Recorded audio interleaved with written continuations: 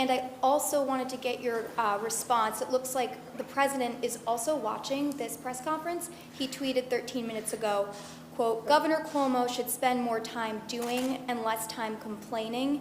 Get out there and get the job done. Stop talking. We built you thousands of hospital beds that you didn't need or use, gave large numbers of ventilators that you should have had and helped you with testing that you should be doing."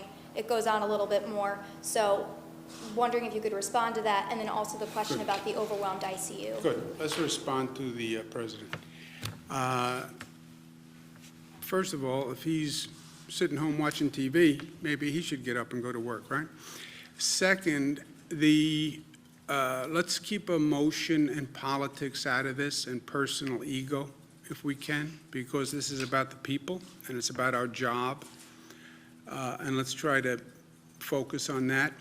I have said repeatedly that when we were fighting for the additional capacity for our hospital system, that the president moved very quickly, and I applauded him for it.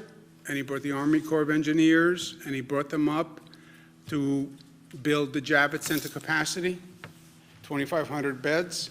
He's wrong that it hasn't been used. About 800 people have gone through Javits. To dismiss 800 people is disrespectful. But we didn't use 2,500 beds because we didn't reach the capacity.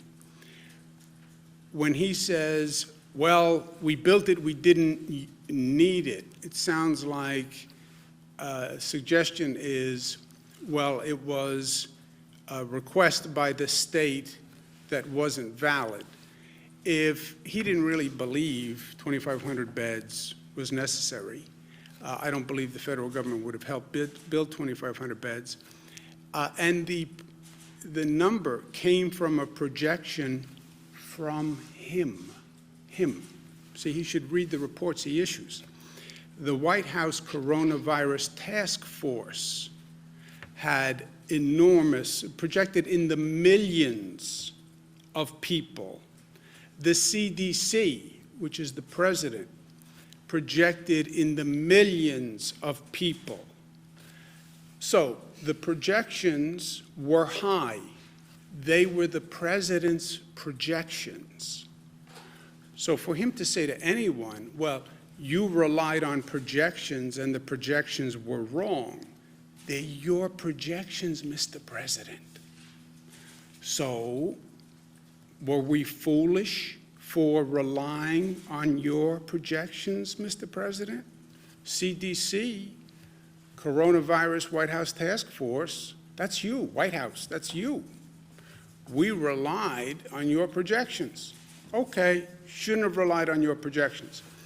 Actually, I think the president has a better argument, which is, yes, we built 2,500 beds because the projections said it could get that bad, and because we worked together, we flattened the curve and we didn't hit the projection, which is actually what happened. But don't suggest that anyone made a mistake relying on your projections or on Cornell, Columbia, McKinsey, et cetera. Second, I have said a number of times, I don't know, what am I supposed to do, send a bouquet of flowers?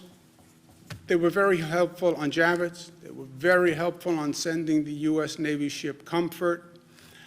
They were very helpful in intervening with China and getting PPE equipment out of China.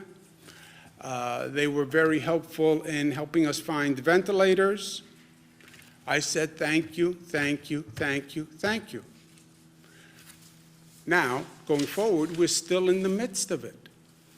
The president doesn't want to help on testing. He said 11 times. I said the one issue we need help with is testing. He said 11 times, I don't want to get involved in testing. It's too complicated, it's too hard. I know it's too complicated and it's too hard. That's why we need you to help. I can't do an international supply chain.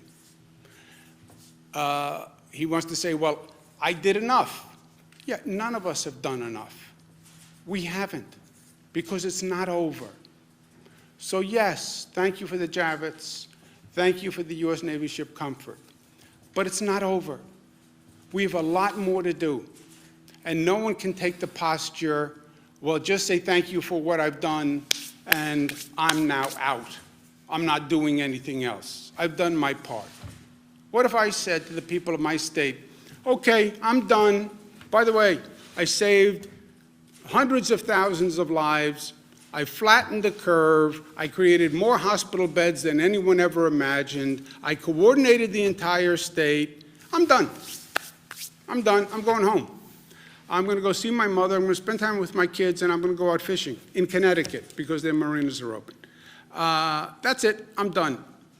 What if I said that? That's what he's saying. I'm done. I don't want to help on testing. Testing is too hard.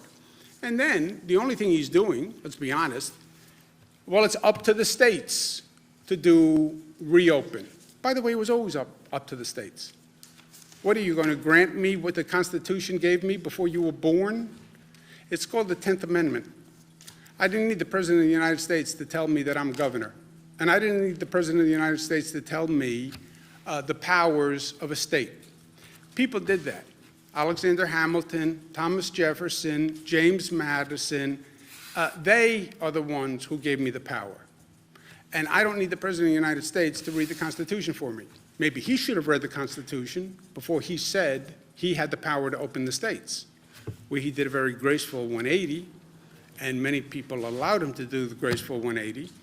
But, so he now says it's up to the governors, which he said repeatedly now, yesterday, version of yesterday. And now it's up to the governors to reopen. Okay, I'm going to reopen. I get it. And you don't want to help on testing, which is a national problem and replicates the same chaos that you created with medical supplies because FEMA wasn't ready. By the way, I needed a stockpile. Where was your stockpile? 10,000 ventilators for the nation? That was your stockpile? Where your projections, the federal projections said they would need double the hospital capacity of this nation. Think about that. The CDC says double the hospital capacity of the nation. The minimum projection was 2.4 million hospital beds. You know how many hospital beds we have in this nation? 900,000. His projection says 2.4 million hospital beds. The whole hospital system is only 900, and his stockpile has 10,000 ventilators. You were ready with your stockpile? Didn't you read your own CDC projection? Didn't you read your own coronavirus protection? So, thank you again, Mr. President, for the Javits. Thank you for the U.S. Navy ship Comfort, which, by the way, is just doing your job as president. It's not really thank you like you wrote a check yourself, but thank you for that. We're not out of the woods. We have to go forward. We need help on testing, and we need funding. It's up to the governors. It's up to the states. Well, then provide the funding.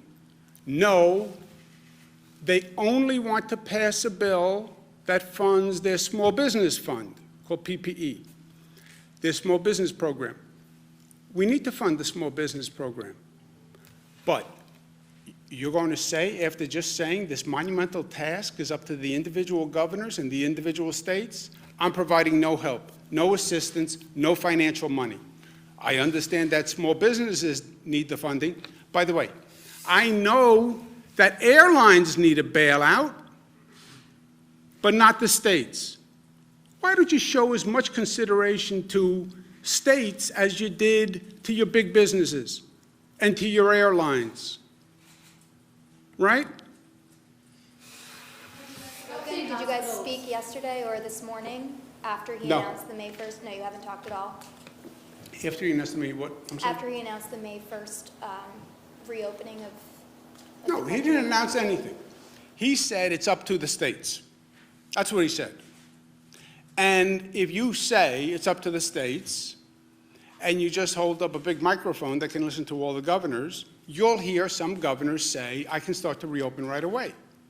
Because some governors are in places where they don't have a serious problem. They never did. By the way, some states never even closed down. So if you're in a state that has a de minimis issue, yeah, then you can open up faster. You can open up tomorrow, or you can start opening up tomorrow. He's doing nothing. He said it's up to the states. It's up to the governors, which is what it always was, because it's always been the governor's power. And then he says, there's a 50-piece puzzle. No, no, no. That's called the map of the United States. It's not a puzzle. And those lines are called states. And those states have constitutional power.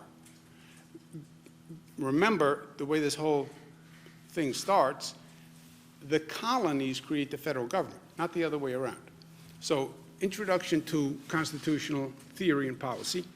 The states have the power to open. The states are opening on their own timelines. We're trying to coordinate with our neighboring states. Western states are coordinating. Middle states are coordinating. All he's doing is walking in front of the parade, but he has nothing to do with the timing of the parade, right? The governors are going to open when they think they should open. All I'm saying is there's two things they need help from. They need help from the federal government. Two things.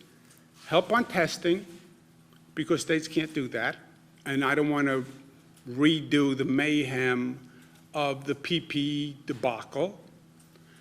Second point, we need funding to do it. And the way you love talking about how you funded everything, big businesses are all getting bailed out, airlines are getting bailed out, bail out, bail out, bail out, all with taxpayers' money. State governments, which are the only ones who are doing this whole reopening, they're going to need funding, right? And will show gratitude. How many times do you want me to say thank you? But I'm saying thank you for doing your job. This was your role as president, okay? So that's the honest statement of fact. Without politics, I'm not running for anything. I have no agenda but delivering for the people of this state, and without ego. You want me to say thank you? Thank you for doing your job in helping build Javits and sending the U.S. Navy ship Comfort. Thank you for participating in a modicum of federal responsibility in a national crisis, which you know is a national crisis because he declared a federal emergency. So thank you for having the federal government participate in a federal emergency. And thank you for help building Javits, 2,500 beds, pursuant to your projection. Your projection. And if you don't agree with your projection, fire the head of the CDC, fire the White House Coronavirus Task Force people, because they did the projections. In case he forgot or didn't read his CDC report, just to be precise, March 13th, so we're well into it, CDC says 160 to 214 million Americans infected. That's over half the population. CDC. 2.4 million to 21 million Americans hospitalized. 2.4 million, bottom number, 21 million Americans hospitalized.